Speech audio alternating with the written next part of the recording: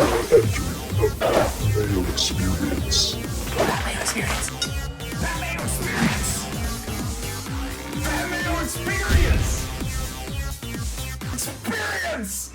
Welcome to the Pat Mayo Experience, Fort Worth Invitational DraftKings picks and preview, breaking down the entire field. We'll talk about some of the more chalkier plays and what to do with them, some lineup building strategy, and we have the site. It's been 1 year. Ben Rasa made his first appearance on the show for the Colonial 12 months ago right now. And what did you do that week, Ben?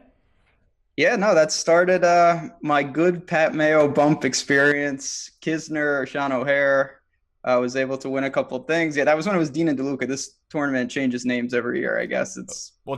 So 1 year. Now I got to start a new streak. It doesn't even have a name this year. Yeah, they literally just went nameless, Fort Worth Invitational style. All right, you can check out all of Ben's work up on fanvice.com. What else does Fanvice have on the go besides the awesome Slack chat feature? Slack chat, which is always a good time. But yeah, things are rolling over there. Obviously, we have custom stats, the projections. We're actually, a couple new things. We're on Sirius now, so you can listen midnights to 2 a.m. Eastern. And then we got... you say midnights to 2 a.m.? That's like the primo stoner fantasy sports. Yeah, I know, night owl people. A little past my bedtime, but sometimes I got to stay up to give some golf knowledge on there. And we're actually doing some best ball things coming up. So yeah, come on over, give us a try. Always fun. All right, I want to remind everyone to subscribe to the podcast, wherever you can download podcasts, rate and review, and give the episode a like. Helps keep everything free. Who doesn't like free? Things that are not free. FantasyNational.com. But if you're a member, you got a brand new set of tools to use. The mixed condition model is a great one for this week at Colonial because it has such weird features to it that you can sort by bent crash. You can sort by courses between under 7,200 yards because it's like 5 yards over 7,200 yards. Accuracy courses, that kind of thing, and build your custom model. If you get a monthly membership now, it takes you all the way through the U.S. Open, so you might want to check that out. Members had a huge week last week. A lot of first-time people, too, cashing at the very top of GPP. So that's great news to see. Let's hope we can get back on it this week. I had a whole bunch of 4 of 6s, 5 of 6s. The core was right, minus Aaron Wise. Just couldn't put the proper combination together. I would say that of any tournament all year long, the core that I built last week at Byron Nelson was the best core I built, yet I broke even for the week. Isn't that weird? Yeah, it's frustrating, but at the same time, for the long term, that's good news, because if you do that, eventually you kind of connect the dots. It's frustrating. I kind of felt the same way. I had a lot of Spaun, a lot of Brian Gay, who were not super popular. I just couldn't put, when you pair them with Martin Laird and Bill Haas, that's what you get. But it was an interesting week. I feel like a lot of people had that. All right, let's get into the course. Colonial CC, one of the oldest courses on tour. It's a shade over 7,200 yards. Par 70, not a bomber's course, in fact. You might want to add like negative driving distance if you're running some sort of custom model this week, because it really doesn't make that big of a difference. Unless you're John Rahm, who we'll get to a little bit later on, who just says, screw it, I'm just going to bomb it wherever I please. But this is more of an accuracy course, a strategy course. What would you think that pops to mind for you right away, Ben? Because when I ran like a regression model on everything, I found that strokes gained approach was like 3 times more valuable than off the tee. It was 5 times more valuable than around the green. And historically, when you go back and look at who's played well at this tournament, and especially who has won at this tournament, really good putters on the most part. You had Spieth when he was putting well, Kevin Kisner last year, Zach Johnson, Steve Stricker, guys that can roll it on the greens. These are very tiny putting surfaces. So what are you looking for in terms of skill set here? Yeah, I'm in line with you. Obviously, the approaches are going to be key, the mid irons. Driving's just not important. Obviously, it's tree lined. You want it in the fairway. You want to keep it accurate, but the distance just doesn't seem to be the risk reward that, you're going to have guys, maybe except Rahm, who's a whole different story. And then putting. Yeah, putting's always important, hard to predict. We are going to bent grass, so that changes some things, with Spieth in particular, hopefully. But yeah, I think, you just want those good ball strikers, keep it kind of consistent, don't make mistakes. If the wind is up, which, it's early, I haven't seen any weather. It doesn't look like there's going to be much wind at all, which is really strange for Dallas. Yeah, that's one of the big defenses here. So I wouldn't be shocked to see it play a little easier than normal. And that makes around the green, to me, even less important. If people are scrambling, if it's really tough to hit the green, obviously that boosts it. But with no wind, I don't see that happening. And it's one of these things where we've seen Zach Johnson win this tournament 21 under par before. We saw Kevin Kisner in single digits last year claim a victory. So it can go either way. It was inside the top 10 of most difficult courses last season, which is really strange for a super short course. But there's a lot of bogeys to be made. You got the horrible horseshoe, holes 3, 4, and 5. That's where a lot of the field bleeds back their stroke. So if you're following Shot Tracker early and your guys are starting on the back in the first round and they're doing really well, just wait. Just wait till they get through like actual hole 5 and see where they're sitting at that point. Then you might have a better gauge of how their round is going to go. So you want your guys starting on the front because they have that, there's a par 5 to kick things off, then it gets real tough for a bit, and then you can kind of swing back into things. So if guys go par through there, it's a lot like the bear trap at PGA National. You're not really banking on guys going like 3 under par through the bear trap. You get out and even, you're looking pretty good. So, they need a horrible horseshoe. They need a better name than that. I see. I like that name. It's horrible. No. Horrible. No, get that. Snake pit, bear trap. They need animals. They got to come up with something better than that. Well, I mean, the Masters brings the Lord into it with Amen Corner. Do you have a problem with that? Yeah, no, that's down there too. This has alliteration, but horrible horseshoe. I don't know if that's up to the bear trap. All right, let's get to the top of the board. When we look at the plus $10,000 level, there's 5 names in it, and the big one to kick it off is Jordan Spieth. He's $11,700. And if you look at his course history at this course, you will see that he was second last year. He was first the year before. He was second the year before that. And like I mentioned to you off air, that if you just took Jordan Spieth's name out of his recent results and look at what he's done so far, at least in his past 4 starts, a third, and then 2 top 25 finishes along with it, you would say he was in good form. But now everyone hates Jordan Spieth. He's the most expensive player by far on this board, $700 more than Jon Rahm, who was also second here last year and top Spieth in terms of world ranking points. It seems like more of a course where you could take driver out of Rahm's hand, which is something that he still doesn't do with this course because he just wants to bomb it. But with Spieth, what do you think will happen with him? Have the tides turned on Jordan Spieth? Are people fed up to this point where we're finally going to see like 10% ownership because I want to play Jordan Spieth? I'm going to continue to play Jordan Spieth until he fucking wins. How about that? Yeah, no, me too. I don't know if we get that low. I do think people are souring. Last week, it was one of those things. He was so polarizing. A lot of people took him, and if you watched it, you were frustrated. He was missing 1-footers, 2-footers, couldn't make anything on Sunday. So I do think with the increase of the price, it's going to keep it down. People will still use them. I mean, I've been saying this for a while now. It has to be coming. Now he's going to Bentgrass. He's going to Colonial. He loves this place. He destroys these greens. You mentioned, we were talking right before the show, putted well at the Masters. That was Bent. So I'm optimistic, but I was optimistic last week. I've been optimistic. It's hard not to buy him, though. What can I say? Well, the big thing with him is we talked about good putters, and historically, Spieth is a very good putter. So I went to Fantasy National. I sorted by the past 12, past 24, past 50, past 100 rounds on Bentgrass, and in the field, Spieth is 5th over the past 100 rounds. So if you look at long-term putting form on Bentgrass, Jordan Spieth actually does quite well. I also went and researched a stat called fairways gained, which really takes out the, let's say you play Kapalua, huge fairways. Everyone's going to hit 90% of the fairways. So if you just look at normal driving accuracy and your guys played at that course, then they're going to seem very high in driving accuracy. Fairways gained rates you against the field of every tournament. So even if you're at Kapalua, you would get a negative grade if you only hit like 70%. But if you hit 70% here, where fairways are hard to hit, you would get a substantially higher grade than everyone else. So fairways gained from Fantasy National is a really great stat to look at. It's up in my column on dkplaybook.com right now, sorted for the past 12, 24, 36, and 50 rounds, just to see which guys, even some bombers, that you throw into the equation that, hey, it's always going to be the shorter hitters that hit a ton of fairways. That's not necessarily true when you take driver out of a lot of guys' hands. So you got Spieth at the top. He's followed by a guy who will not take the driver out of his hands, like I mentioned, Jon Rahm. Then you get into Justin Rose, Ricky Fowler, and Webb Simpson. Webb Simpson over $10,000. And people are going to be hot for Webb. Great course history, coming off an amazing win at the Players, putting well. Ben, what happens every time it is Webb Simpson chalk week? Yeah, no, this is not – I'm staying far away from that. Nothing against Webb. He was great at the Players. I, like most, had him. I can't – I mean, him and Aaron Wise, they certainly got the bump. Everything checks out. So, I see it, but not – I would just rather pay up for Ricky. or obviously just go get Spieth. Feel like Ricky's going to be the one that everyone gravitates towards. He's the cheapest of the elite players at 10-4, but like I'm enamored with Jon Rahm here. He kind of broke the mold of how you play this course last year, and it played incredibly difficult last season, that he just took driver off of every tee and said, you know what, you want to hit your fairways and have a 150 iron shot in? Fine. I'm just going to bomb it towards the green. I'm going to chip on. How about that? And it worked.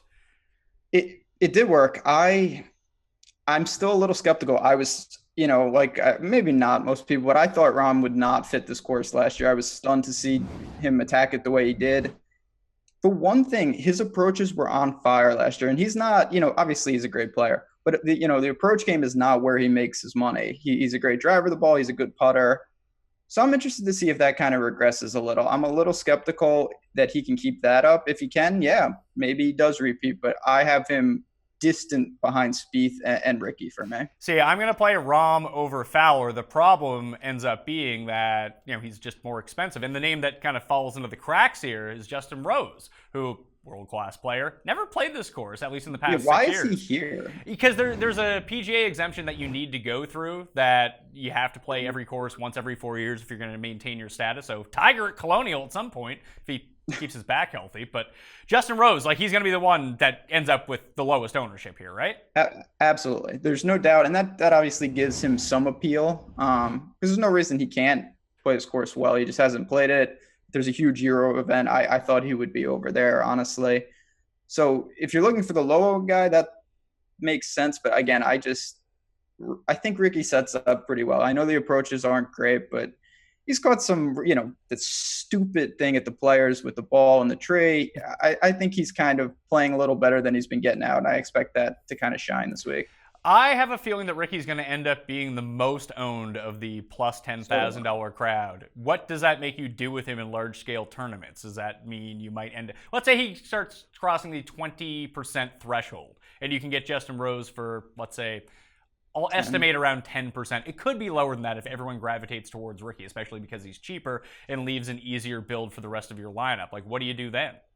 Yeah, if you're getting 2 to 3x in terms of the ownership, it's going to be tough, especially in large field tournaments. I'll do one of two things. If I really think that I want Ricky in there, I'll find a way as we work down to get a weird combination around him so that I'm not with everybody else. Or if there's more, say Grillo, guys like that who are going to be really popular, I might have to change it up top, use someone like Rose to kind of be unique in that sense. Well, so if we had to power rank the top 5 of all these guys, I think Spieth would actually come in number 1 for me. Then it would be Rahm, then Fowler, then Rose, then Webb. That would be the way that I would approach this. I'm pretty similar. It would be Spieth for me, then Ricky, Rose, Rahm, and then... You are not digging Rahm at all here. No, I'm really not. I can't... I look at what he did, and I feel like that was the ceiling, a double ceiling. It just seems there's no way but is there a ceiling for someone like Jon Rahm? Is my question, if you put Dustin Johnson in this field, would you be like, oh, Dustin can't win? Of course he could win. Oh, yeah. No, I mean, there's no doubt with all those guys. Can they? Yes. But I feel like, similar to when DJ played Heritage, you're just, and I played him, which was not the best move, but you're just asking for a top performance. If any of the top guys play their A game, yeah, they'll probably be right there. I just think that you're asking Rahm to really be on with the irons, which is not his thing particularly. And the driving, I know he's an incredible driver. If this was Rory, I would probably be singing a different tune. But doesn't that seem strange though? If it was Rory, you would be singing a different tune when Rahm's that just shows. Listen, I like Rory, but Rahm has been better for the past 18 months. Yeah, no, I get it. I know there's partially a bias there. There's no doubt. I'm just a little skeptical of paying $11K for a guy who I look at and I objectively don't think fits the course that well. And you look at and I think his, if he wasn't good, I'm not saying I would play him more, but he was second last year. That's only going to inflate him. People are going to see that and think that that's kind of maybe what he's going to do here. And I'm not sure. That was his only appearance here. Obviously, I know he's young. but I am not sold on Rahm. I'm really not. Well, the way that I look at it, you mentioned with the irons, he gained at the Masters, presumably, since he came fourth, and then he gained at the Players, but he lost over 6 strokes putting, which is very atypical of Jon Rahm. He's actually quite a good putter, at least so far at this point of his career. And then you go back and look at some of the other courses that he's played that, don't necessarily mesh up, but are shorter iron shots where he can still just kind of crack it out there and see what happens. Career Builder is one of those. He won it this year. WGC Mexico, where he was second 2 years ago. Like, he's not bad at these shorter courses. I feel like that fits his sort of wedge game a lot better than the irons that he strangely seems to struggle with are the deep irons. He's just not going to hit those this week. No, he's not going to need them. That is assuming he keeps it somewhat safe off the tee, which he's an incredible driver. There's no doubt. He gets most of it through the power, not the accuracy, but he's got total driving on his side. I just still think that it's a technical golf course. Precision is going to take, you're not going to overpower the course. Rahm tried to, and that, like I said, I think I'm banking that was as good as you're going to see. Can he repeat it? Of course, he's a world-class player, but I would not be surprised to see him just have a middling week. Yeah, it's funny because when it came to the betting market, I really had to pick my poison because I do like Ricky. But Ricky came in at 20-1 and Rahm came in at 14-1. My man Add-On 7X gave me a sweet over/under NHL MLB parlay yesterday. Threw Jon Rahm into that, got him up to 48-1. So we're looking good with that. So I'm just going to stick with Rahm at that number, and I'm going to play him on DraftKings and move on. I really got to make a tough choice on Ricky and how much, because just to match the field on him is going to take a lot. That's going to be the problem with me I agree. You said this already. Ricky is going to be the most popular. I think that's, I don't want to say a guarantee, but I think it's pretty safe to say that. So that leaves an interesting thing. For me to get the leverage I want, I might have to really load up on him. I'm not saying I'm not going to do that, but it does leave an interesting decision with someone like Rose. Rahm is not the guy for me. Webb is not the guy for me.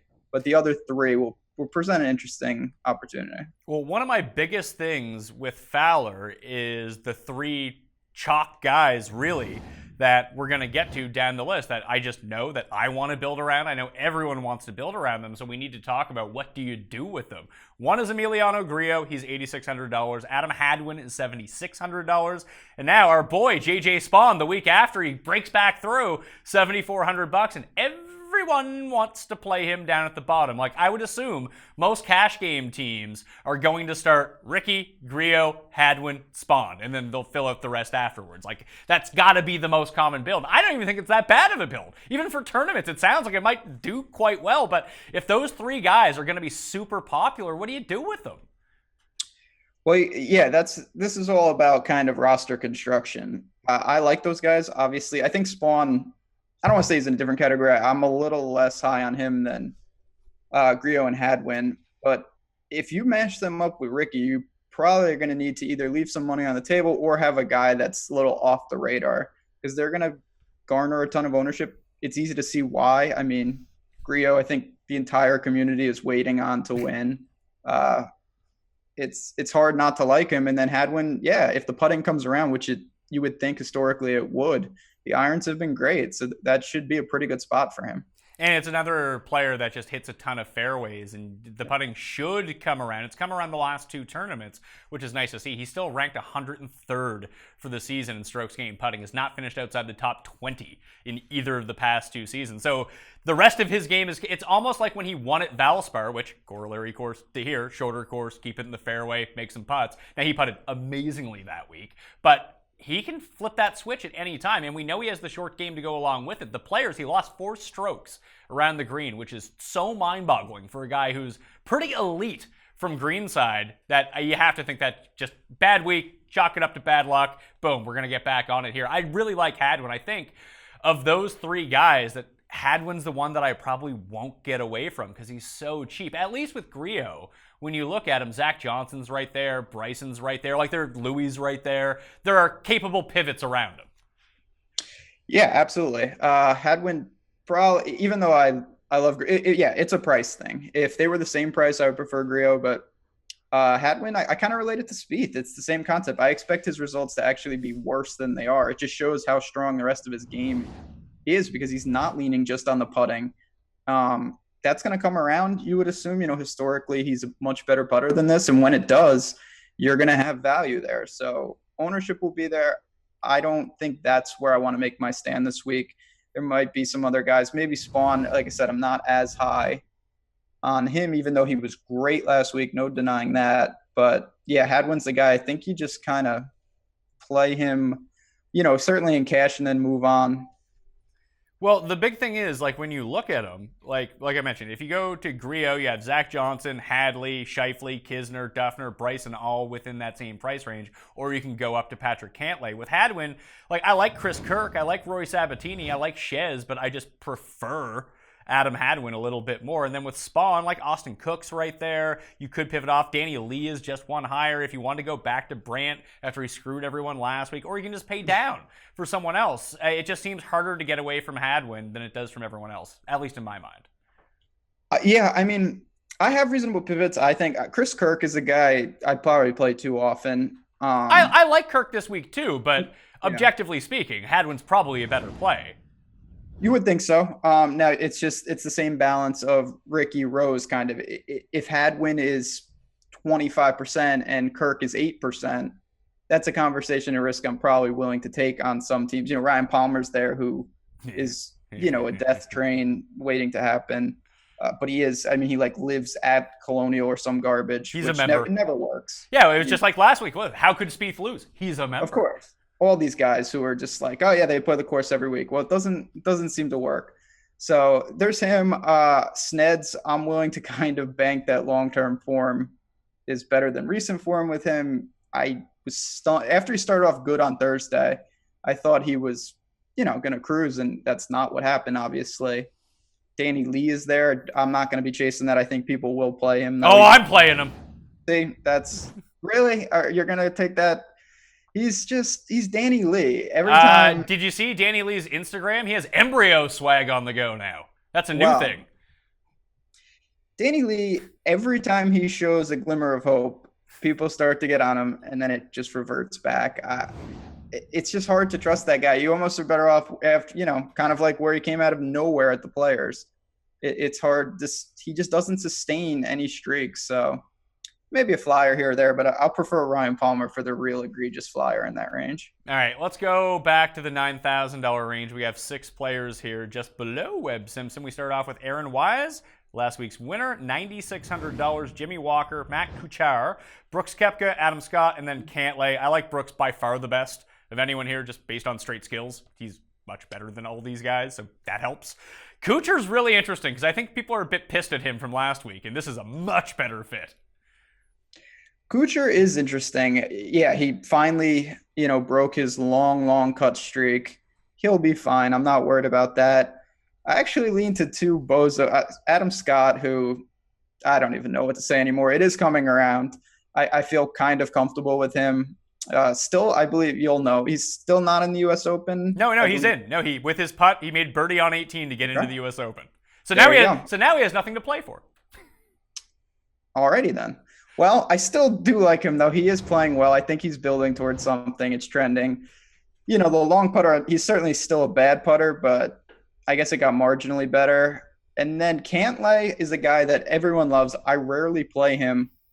With no wind, I think that's a really big bonus for him because he's not a good scrambler. He's an incredible iron player. The less, if he can hit the majority of greens, you don't have to worry about short game. So I'm kind of more into that lower 9K range. I have I have no interest in Aaron Wise. Not a lot in Jimmy Walker either. I just think they're obviously playing great, but not paying the premium for them. Yeah, Walker, I think, is the contrarian play of this group. He has 3 straight top 10s. We're still in Texas, and just his par 4 scoring's off the charts. The one thing that he doesn't do really well is drive the ball, and that seems like less of a factor here. The irons are top-notch. The around the green game, he's one of the better putters in the field, at least over the past month. So I think that I will have some shares of Jimmy Walker, but I like Brooks a lot. I'm with you on Cantlay, and his around the green game has actually improved quite a bit. It's the Kuchar conundrum that I get into. I can't remember the only time we ever get Kuchar at like a reasonable price is at majors, and then he's like the most undervalued guy at every single major. But when we get to like these tournaments, he's usually so vastly overpriced that I always play 0 shares. This seems like a week where Matt Kuchar can come 7th, and now he's paying his price. He's definitely going to be overlooked. I mean, I kind of glossed over him, and there's he doesn't need to win. The hardest times to play him is kind of like last week where you're almost banking that he needs to truly compete. And that's just, we don't really see that. The consistency is devalued. That's why in majors, like you said, he's like 35% when he's 7,500, because getting a 16th is great. I don't mind him here. Brooks is the guy. I know you just mentioned him.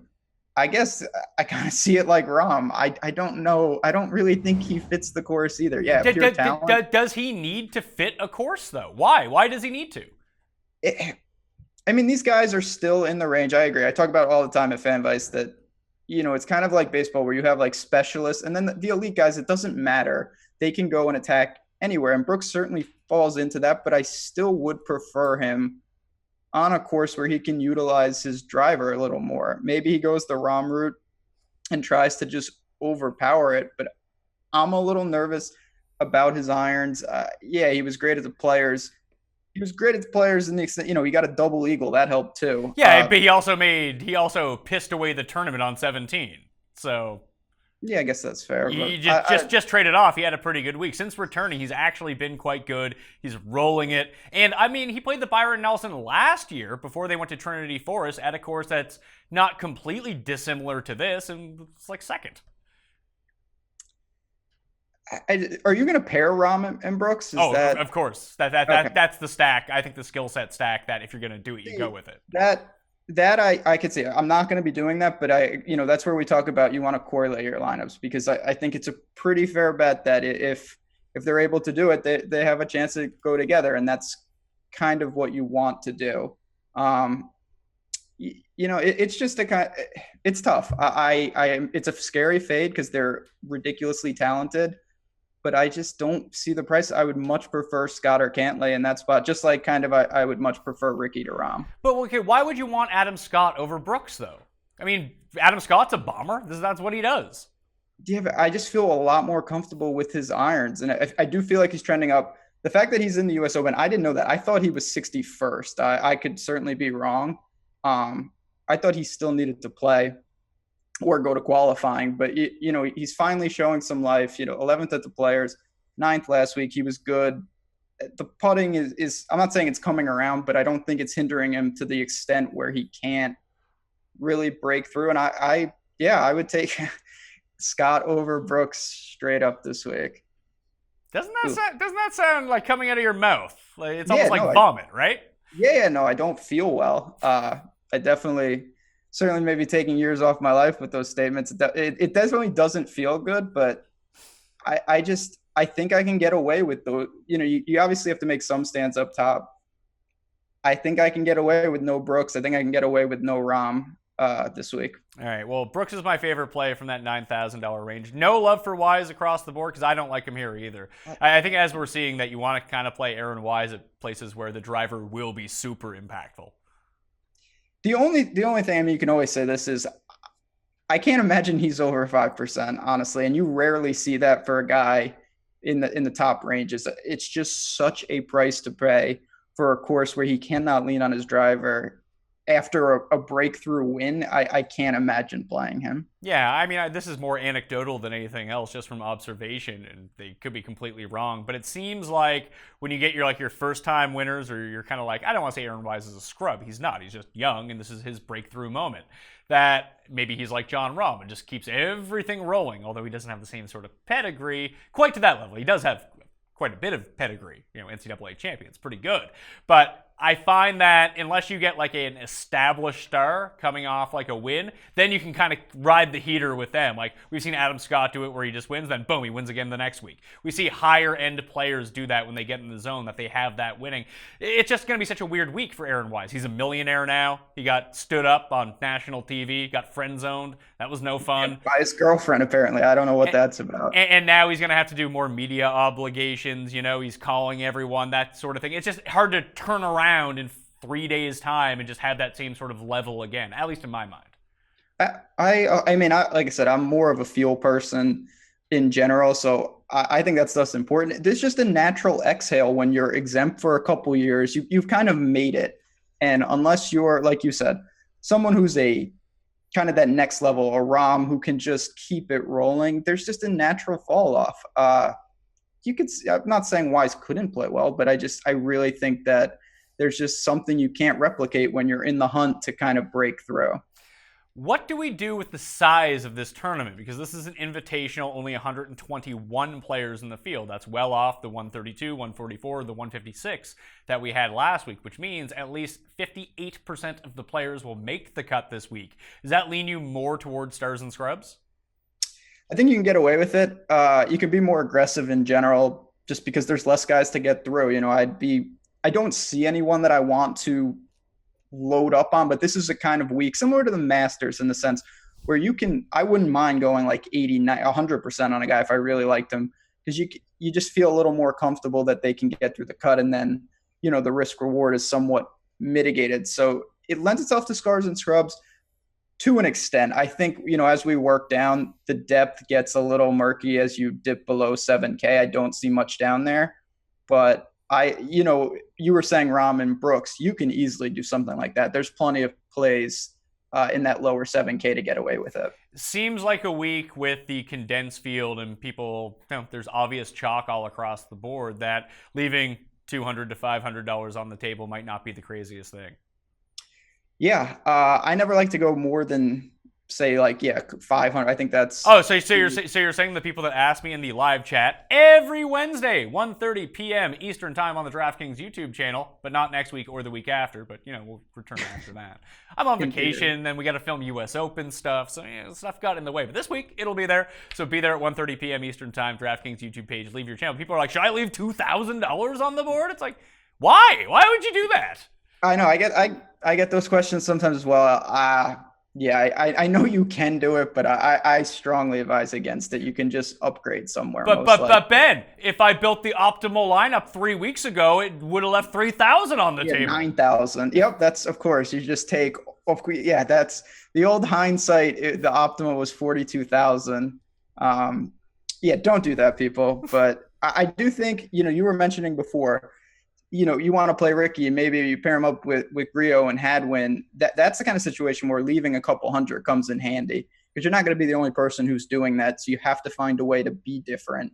Sometimes leaving a couple extra bucks on the table can get you a solo team. 8K range, we're back with Bryson DeChambeau, who rates out number 1 in my last 24 model, in my past 50 model. When we get to a strategy course, you always got to like Bryson. Like Feinberg always says, if you can play an event on a simulator, Bryson might actually have a good showing here. He is 8,800. Charles withdrew, so don't play Charles Schwartzel unless you're playing me in head-to-heads. Duffner's come second here before. Another decent accuracy guy, 87. Grillo, the chalk, at 86. ZJ, who's won here twice, 85. Louis, Hadley, Xander, Kisner, Ollie. There's your $8,000 range. I could make you a compelling case for every single one of those guys, which that's the problem with it. I'm shocked how good this field is, to be perfectly honest with you. I like Bryson the best, more than I like Grillo. But then I like Grillo pretty close to him as well. And then who's the pivot going to be in this range? I don't quite know who it is. I think it might be Zach Johnson, but Zach Johnson always gets ownership from places I never see coming, so maybe it's not him. Chesson Hadley has to be popular. He continues to play well. Xander's coming off a second at the Players. Like, who is it? I want to say Louis, but I'm not going to say that just because I never get him right. I think if you're really because I agree. I 100% agree. You can make a real case for almost every guy in the 8K range.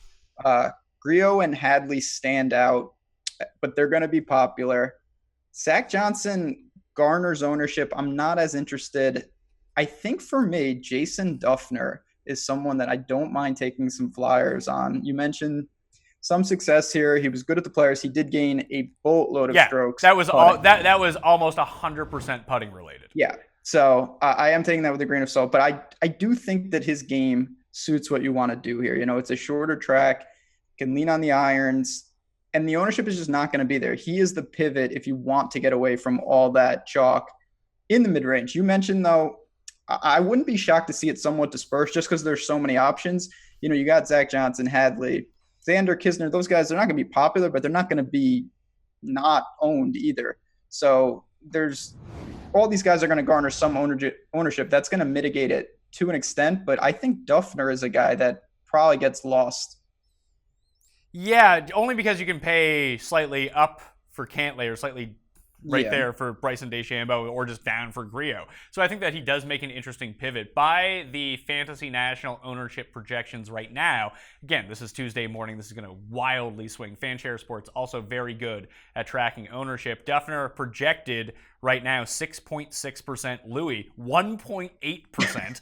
And Kevin Kisner, 9%. Ollie, 4%. So those would be the guys that people are avoiding in this area. Everyone else, like Hadley, over 18%. Zach Johnson, 20%. Bryson DeChambeau, 21%. Cantlay, 17%. Grillo, 28%. And now again, stuff is going to get spread out a little bit depending on where people make their stands. But it seems like a lot of people might just build in this area and build balance lineups. You can certainly get away with not playing anyone over 10K. As we talked about. Would that be a decent way to get away from some of this chalk? Like you mentioned, like leaving $400 on the table can help you get away from a duplicate lineup and really help you against the chalk that you don't need to take some crazy person off the board. But what if you just mesh your build a little bit differently than everyone else's? That, hey, I have Grillo, I have Hadwin, I have Chesson Hadley, I have Bryson DeChambeau, I have Zach Johnson and someone else in that range. Just very few people are going to pick all 6 players from that range. Yeah, that'll be different. Balance will be done, but not like that. So I don't mind that. I worry about some of this, sacrificing a little too much if you go so balanced that you have 6 of them, maybe in something like cash. But I do worry to an extent not having anyone, kind of up there. I think you can get away with it to an extent, but that's there's a really easy way to do that. And if you don't want to sacrifice talent, but you also don't want to pay over $11,000, I got a name for you. Do you know who it is? No, I don't. It's Brooks Koepka! Oh, get him. No, he's a top 3 player in this field. 3? Yeah. If you round, I don't know about all that. Brooksy, I just... Rahm, Spieth, Brooks, and Rose are the same. Where's Ricky? After that, you really think Ricky's better than Brooks? At this course?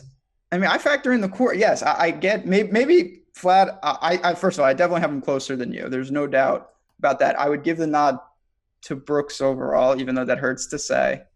But man, I am not. This is gonna be interesting. Well, this is good. Now we got 2 chances because there's no chance we'll be duping. So one of us will hopefully be winning. Because I am not gonna have your teams. I can promise you that. Yeah, we're gonna have completely separate lineups this week. If it turns into a thing, the case you made for Cantlay, that if the wind is down and you can just go and pure ball strike and not have to worry about short game, if I play Brooks and I play a Rahm together as a part of a stack, should I throw Xander on there too?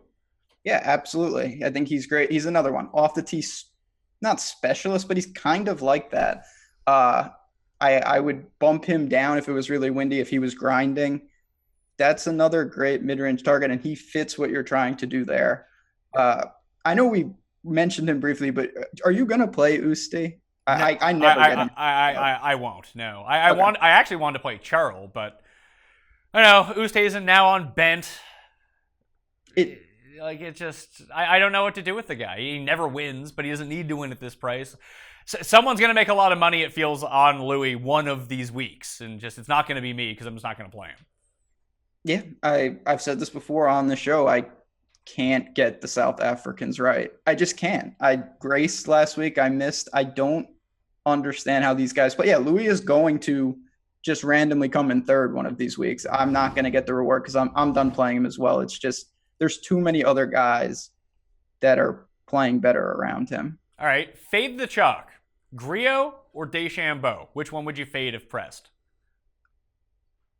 Bryson. I think I'd fade Grillo. I think Bryson's just better. I like Grillo too, but Bryson feels like he's on, and Feinberg and I talked about this on Monday, so I'll ask you, who's a better player, Patrick Cantlay or Bryson DeChambeau? Well, I'm not a big Cantlay guy. I would say Bryson personally. See, I think it's Bryson too. I think it's close, but I think it's Bryson. Oh, I think it's close too, but I don't think I thought you were even going to say Cantlay. I think most people would say Cantlay. I would agree with that, but I mean, Cantlay plays once every 4 weeks. Bryson's out here grinding and churning out great results. Bryson also, he came on, he's at the Masters. Then he kind of lost it. He's found something that it seems that's going to be sustained. He's kind of taken some real steps. And it shows. I mean, he's a damn good player. This makes me wonder why I just said Grillo when you asked me that, but Grillo is also just he's real. I mean, he's just been consistently good. He's on bent, which I mean, you don't really have a preferred surface, but if he does, I guess it is bent. And just the irons are so good right now. Been consistent the whole year. I don't think I'm going to be passing on Grillo this week, and Bryson I might come in underweight just because I can't get overweight. All right. Well, how about would you fade Bryson or would you fade Chesson Hadley? Bryson again. Really? You're sticking with Hadley on this one? Sticking with Hadley. He's another one that, it's only Tuesday. If we get word with wind and whatnot, he's an awful scrambler. I really do like him if it's very calm conditions. I've had a couple times this year where I didn't use him because I was like, oh man, he's going to be scrambling all over the place. And he really didn't have to. He was so good with the irons. He gets a hot putter. That's something that, you can never bank on it, but he's shown a couple of times at Heritage in particular. He was just on fire with the putter, leaned on the irons. I kind of think he can replicate that here and have a similar finish. Before we get into the $8,000 range, you got Kisner, Ollie, 81-80. Kisner, defending champion. Short course, where he excels. Putting, where he excels. Are we just forgetting about Kisner? He won you. He did win you all the monies last year. He did. I love Kisner. He's the man. He's been so good to me. I had him here. I had him at the PGA. Those are two of my best weeks of the year. It's really interesting because you look at his recent form, it's bad. The only good showing is at Heritage. And that's Heritage and the match play. And the match play. That's a good point. That's kind of, you look, oh man, what do you do at Heritage? He's great with the irons, solid around the green. He's always a decent putter. That's kind of the formula here. So I'm not that worried. I look at the players in Wells Fargo, he was kind of awful. I'm hoping that will temper the ownership to balance out that he's the defending champ. That always gives you a little boost in ownership. I think that I'm not as concerned with the recent form because the one that really correlates is Heritage, and he was fine there. He was good there. So we're rolling with Kisner again then? Listen, I don't want to fade Hadley completely, but I can see myself owning more Kisner than Hadley. So I'm going to own more Hadley than Kisner, but I could see myself being more overweight on Kisner because I don't know how popular he's going to be. He'll garner some ownership, but there's just a lot of guys there. And if you really aren't digging too deep and you click on Kisner's little name, it doesn't look good. It's not something that stands out. But when you dig a little deeper, I feel decently comfortable with him. Okay. From the $7,500 to $8,000 level, it leads off with old man Steve Stricker, who is the Tiger Woods of the Senior PGA Tour. He just came second at the major last week, so maybe old man Stricker's a little bit tired, but he's followed by Hoffman, Nah, Herman, Hostler, Piercy, Knox, Hadwin, who we talked about, Kirk, Palmer, Sabatini, Reevy, Cam, Danny Lacey. Woo! I like Hadwin the best of this bunch. I'm going to play Stricker just because he's good at these courses. He continues to be good at these courses, and no one's going to use him because he's overvalued. And I think I have to continue to ride Rory Sabatini. You say you can't get the South Africans right? He's been good every week. And he's won this tournament before. Yeah, that's why I never play him. I never get him right. I should have been playing him all along. Yeah, he's a quality player. He was – I think he's starting to get noticed. You're not going to get that ridiculously ownership that you would have a couple weeks ago. I think I'm going back to Kevin Na, which – That's interesting. I went massively overweight on Na last week because we got into the situation where we know he's going to be incredibly popular. What do you do? I was like, well, it's almost like the Brooks thing that I look at this week. Brooks is just so much better than everyone else in the $9,000 level that I'm like, I'll just go overweight on Brooks. He's better. Hopefully it works out. With Kevin, I did the same thing. I was like, yeah, listen, I like Sam Saunders. I like Joel Domin. I used a little bit of those guys and Tyler Duncan. Kevin Na's way better than those guys. Absolutely. I was with you last week. I knew he was going to be massive chalk. I was way overweight still. It was just not something I was willing to pass up, and he was good. He did his thing. Him and Kirk kind of are someone I find myself pairing up a decent amount throughout the year. They kind of similar skill sets, I want to say. And Na just, yeah, he's good. He was massive chalk. he rewarded everyone, but I don't know if that continues in terms of the ownership. I think people are happy. They don't want to press their luck to an extent. And there's just other options down here. Hadwin in particular is going to garner a ton of ownership. And then there's some reasonable guys when you look at Piercy. Hostler's a Texas guy. Didn't work last week. I don't have much interest there. But Kevin Na for me, Scott Piercy, two guys I'm certainly going to have some exposure to. Yeah, Scott Piercy's a guy I can never get right. The weeks that I play him, he's like 13 over par, and the weeks that I don't, he's 13 under par. We know that the approach game is always there for him, but he's such a bad putter. And I know that can flip on a moment's notice, but every week you watch him, you're just like, oh man, just make the 4-footer. Come on. It's bad. I'm not going to lie. It's he was another one, he was really good last year here. It's such an intoxicating approach game. I know the putting is awful, but you just look and he's just so good with the irons week in and week out. It's scary to just bank on a guy. I know he can't putt, so it's not saying, oh, he's going to have a bad putting week. That's kind of his normal putting week. But man, if he can just hold it together a little, which he did last year and you saw the result, it's pretty appealing. And he's not going to be too popular because Hadwin is such a good play, on paper. And I think he is. He's going to take most of that ownership. I think that if you're getting away from Scott Piercy, the natural pivot is just Russell Knox, another guy who's great with approaches on short courses who also can't putt. Russell Knox, I've finally shaken. I was addicted to playing him. I played him forever. He was awful. I kept holding on. Now I just play 0% every week, and my life is honestly just easier because he rarely kills you. He was good last week. It would make sense. I see it here. I don't know if he's the same player that he was. It's just been bad. He's not consistently doing anything. Well, the two that I like, you mentioned Na, you mentioned Piercy. I'll probably get away from those two. It's the two sandwiched right in between that I find intriguing. I don't think you're going to have to pay a lot of them. You mentioned Hostler in Texas. I think he closed his round with 6 straight birdies at Trinity Forest last week. Oh, he did. I was sweating something, and the person... And he has the reverse Anderkurst bump for this week after being Tim's one-and-done pick. Always leads to great success. And again, if you just go back and look at the quality of putters that have won here, Beau Hossler's one thing that he does, guy putts really well. Is a monster putting. Yeah, the only time at Players he was as equally bad. He's got some polarizing putting lately, but I worry just right now it seems like his iron game is not even up to like a tour level. He's really bad with irons. Yeah, but the thing is, I think that maybe he can swing that back a little because he's been playing a lot of these longer courses. You put him back at a shorter course, maybe the irons improve a little bit. And if you just get a little bit of improvement from the irons, now you're dancing. Because he's had some really negative iron rounds that he's just masked by putting and still had great finishes. And I kind of feel the same way about Brian Herman. And I hate Brian Herman. Brian Herman, he's another one. The recent form is just extremely bad. It's almost so bad that you kind of want to throw it out because you're just like, well, this isn't him. I think for me, we don't know ownership right now. Certainly, I could see Harmon being super low owned to the extent where Hostler's going to garner some because of the Texas thing, because of people want to play him. I feel like I have more interest in Harmon than I do Hostler, and he fits the profile of guys that would play well at this course. He tends to do his best work at like 7,200 yard par 70s. These shorter courses, get it in the fairway and just make a ton of putts. And he's one of the better putters on tour.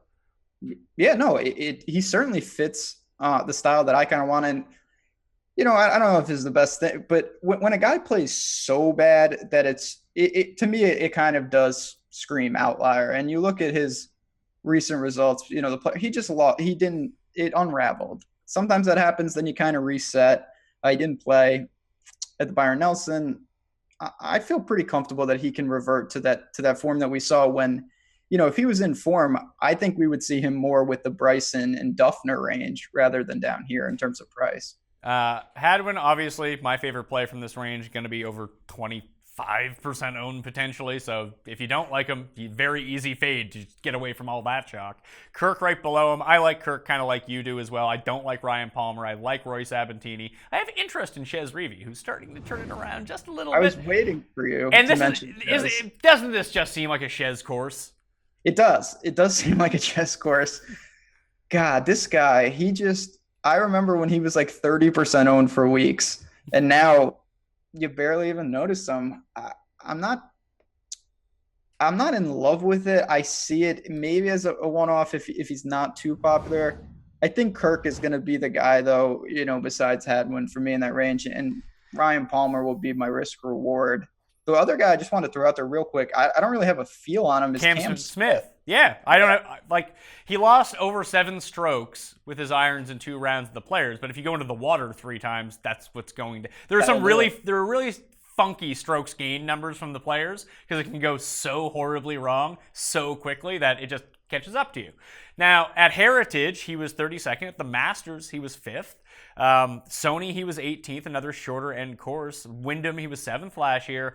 I think he's the guy that you can play to get away from some of the chalk in this range. Like, if you didn't want to use Hadwin, I think that Cam Smith is a nice play. If you want to move up from JJ Spaun, like if I'm gonna be the one who makes the case that, hey, Brooks is the best play in the $9,000 area just because he's better than everyone else, Cam Smith's basically better than everyone in this range from a talent perspective.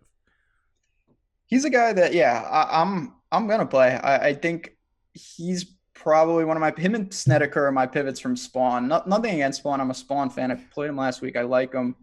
I'm just not ready to think that we're gonna be seeing that consistently. So I may have some, but I'll probably be underweight. Yeah, Cam Smith, just from a talent perspective, the Players, you mentioned it. You look at the stats, the water masks all of that. He was in the water at 17. Throw that out, he's very solid. He's a real good scrambler, which I don't know how big a deal that is this week, to be honest, unless the wind is up. But I feel pretty confident he's just a very good player, and you're getting a nice price at I don't think will be too big ownership. I don't think that Danny Lee ends up too chalky just because Hadwin's right there and Spawn's right there. You might get him at like 8 to 12%. I'll use some Danny Lee because I like to ride a heater with Danny Lee, but no, Siwoo is just right there. I was waiting for that too. And isn't this the type of course like Wyndham, Heritage, Colonial? Like, isn't this a Siwoo course? Siwoo. I mean, is it a Siwoo course? Yeah, I guess it is, just because he can lean on the irons. He can do his thing. I'm just not there. I think you're going to get... If you played 20 lineups and you used them in 2, I feel like you'd be massively overweight on the field. Yeah, I think you get over with that. Him and Danny Lee, it feels like I'm wasting lineups. It really does. It's not even that I don't think that they can play good. Obviously they can, but I say, you obviously have a finite amount of lineups. Cam Smith and Snedeker, for me, will be in the lineups where Danny Lee or Siwoo would be. That is kind of where I'm at. I think you're going to get similar ownership across the board with all 4 of them. I will just roll with Cam Smith and Sneds over them. I'm not a Siwoo guy, though. I think you know that by now. I don't pretend to know what I'm doing with him. Okay. The sub $7,400 to $7,000 range. I'll throw out some plays that I like. I like JJ Spaun. Clearly, I just like JJ Spaun, so I'm going to play him at $7,400. I'll eat some of that chalk, but try to find my way out of it with Austin Cook, who I like him on Bent. He won the RSM, which is a at least crossover leaderboard with Colonial in shorter courses. I always like him there. Good on par 4s, really good putter. So I can see him popping a little bit, and he'll have basically no ownership. Russell Henley at $7,300 pops for me, so I'll end up using him. And then Sam Burns at $7,200. This is the style of course where I want to play Sam Burns. Great putter, great at these shorter, less than driver spots, and I don't think anyone's going to use him. Sam Burns is a guy I don't think I've played yet, and I kind of feel like I've been missing out. He's a quality player. Henley, yeah, he just stood out from, we keep saying this, I guess it's one of the themes of the show, just a talent perspective. He's just a better golfer than pretty much everyone I see in these ranges, and I'll kind of go with that. And even when you look at something as rudimentary as what are his betting odds versus his DraftKings price, his betting odds are substantially lower than everyone else that's around him in this range. Like he's just a lot better. Yeah, no, he's just, it's kind of a misprice. Now, it doesn't mean he's going to play well, but I certainly don't mind going there. Martin Laird chalk obviously blew up in my face last week, like a lot of people. I don't know. Him and Pat Perez, I looked pretty closely at. I'm still undecided. I think that you could make a case for him. I would prefer Perez over Laird. Perez is just better. He is just better. Martin Laird, he was so bad putting on Thursday. Then it just all fell apart on Friday. It was god awful. Yeah, Perez is another one. I feel like we just haven't seen much of him. He hasn't been playing great, but it's there. He's just, it seems like an appealing spot. I didn't find as much that I loved as we worked down here. You know, these are guys that I don't mind taking stabs of. Sam Burns, you mentioned. I'm on board with that. I really don't see that much else that really has me super excited. You know, Sharma's down here. Grayson's down here. I don't know if I really want to chase those guys. I'm usually on Grayson, but yeah, I think I'd prefer Grayson at a driver course over this course. Yeah, this doesn't coming off the WD where he just had enough because he was playing like shit. That's never fun. Some of the guys, I mean, you didn't even mention your main man, Bill Haas. He's only $7,100. Ooh, Bill Haas hurt me pretty badly. He hurt my feelings too. God, Bill, just find a way, man. Yeah, he's racking up quite the recent form. He's been bad. He was good when he won me a bunch of money at Heritage. Yeah, that's what I mean. Bill Haas, that's his wheelhouse. When you think, grind it out. If it plays harder, that is a boost for him just because he's not a great scorer. Streaks, bonuses, you usually don't get them. From a guy like that, he's another one. There's a lot of guys, and this makes sense to an extent. You look at their recent form, and it's just awful. And then you look down and you say, oh, well, he's good one place. It was Heritage. Because it's kind of a unique place, and this is similar to that.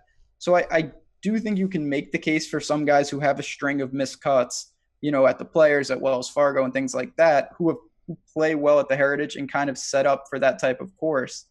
He's one of those guys. The one thing at Heritage that kind of freaked me out was he didn't even play that good. He just putted the lights out. But yeah, I mean, I love Bill Haas. What can I say? He's still a decent player. He can scramble. Solid guy. Better golfer than most of the dudes down here. Not a staple of my lineups, though. I'm going to take a flyer on Sharma. If we think that WGC Mexico is a course where you don't necessarily have to hit driver, you're going to hit a lot of shorter type of irons like you're going to do here. I think that could correlate well, and everyone's just off of Sharma now. Everyone's on to Neiman. Everyone's passed up on Sharma. Ali Sharma has shown me quality results. He did come inside the top 15 in his last appearance in China, which was a decent enough field. So at least he's got some of the form back after that first American wave. CT Pan and Ted Potter, these are the types of courses where you don't mind them at. Streelman, this sounds like a Streelman course, but you can only play so many of these guys. So I'll hunker down on Burns at 72. I'll play a touch of Sharma. I know you like Sean O'Hare. Joel Dahman, someone who's been ball striking really well recently. And then Patton Kizzire, who just, if he makes the cut, he might win. Yeah, Patton Kizzire, man, he was storming, and now, God, it's been pretty bad. I looked at him. I don't know. There's a couple. Yeah, Sean O'Hare is a guy for me. I think Kizzire's not going to make it.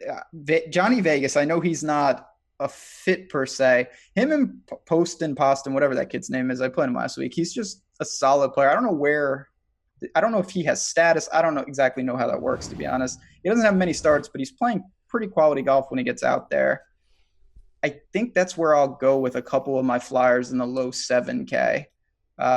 Not that much to like down here, but I feel a little more comfortable. Let's say not much to like. I got some. We have more. I got some name. We got the $6,000 level to talk about. There are names in the $6,000 level, my friend. Are there? They have Benny Martin, who's just... Yeah, well, that's one of them. Ben Martin, $6,900. Yeah, he's on the relegation tour right now. Him and Harkins, I guess, but I don't know. I didn't see much. I thought there was a decent drop-off in talent once you got below that 75, mid-sevens range. Okay, guys I'm actually looking at from below 6,000, because if you're going to piece together one of these Stars and Scrubs lineup with so many people more making the cut on percentage, that you can kind of get away with this. If we've just talked about Heritage the entire time, why wouldn't I play Kodaira again? Oh, your boy. Yeah, God. Yeah, I mean, you should play him because he is your man. Hey, he is like 35th in the world rankings or something stupid. Well, yeah, him and Yuta Akita, they get, I don't know. Hey, Yuta Akita is only like 80th now. He's dropped off the face of the earth.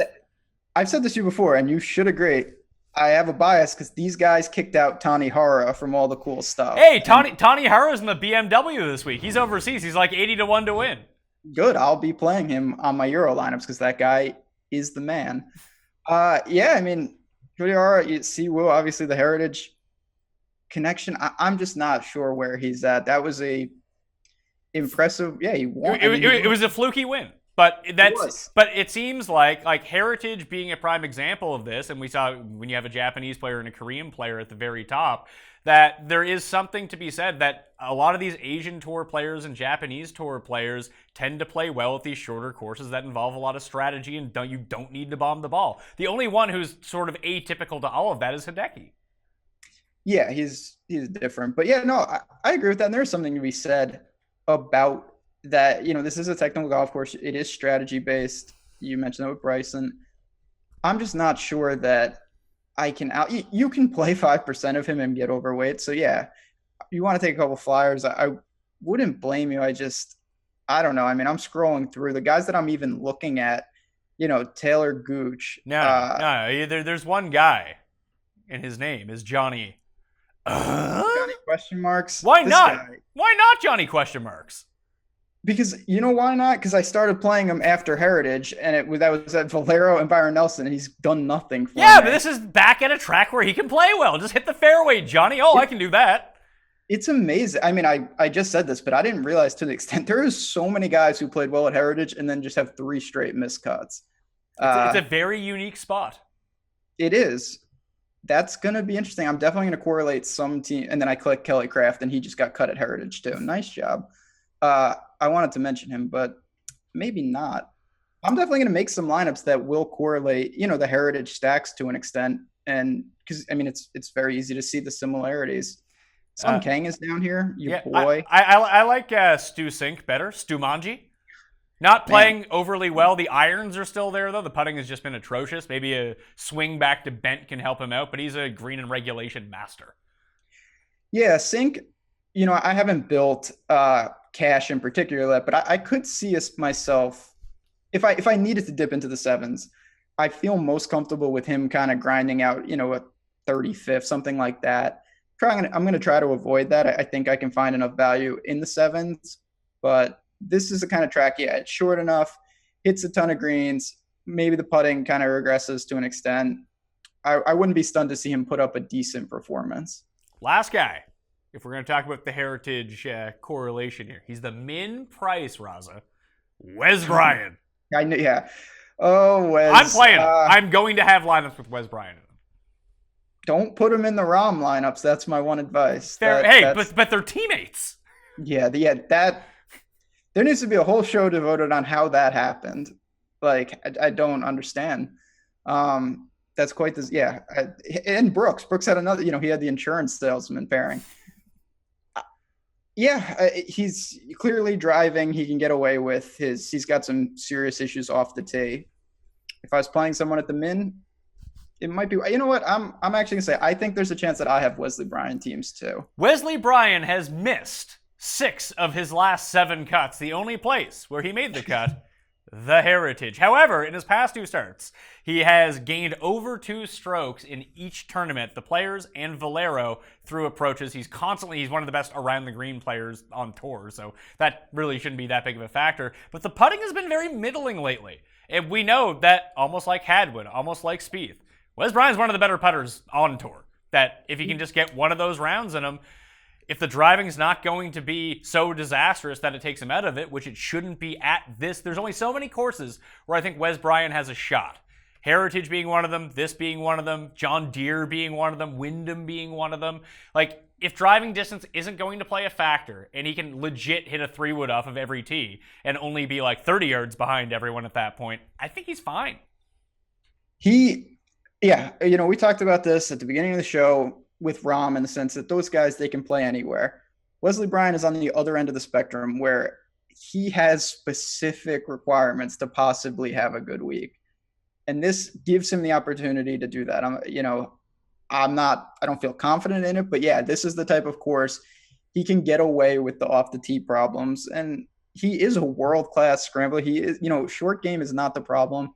So if you can make this an iron competition, a putting competition, I'm not saying he wins, of course, but he can be a decent piece of a team, and you're getting him at the flat min. And we know he has some win equity. He's won. Yeah, he did once win like 3 in a row on the Web.com tour. Yeah, those were the days where he busted. Where he won at what, RSM? Is that where he won? He won Heritage. He won Heritage. Okay.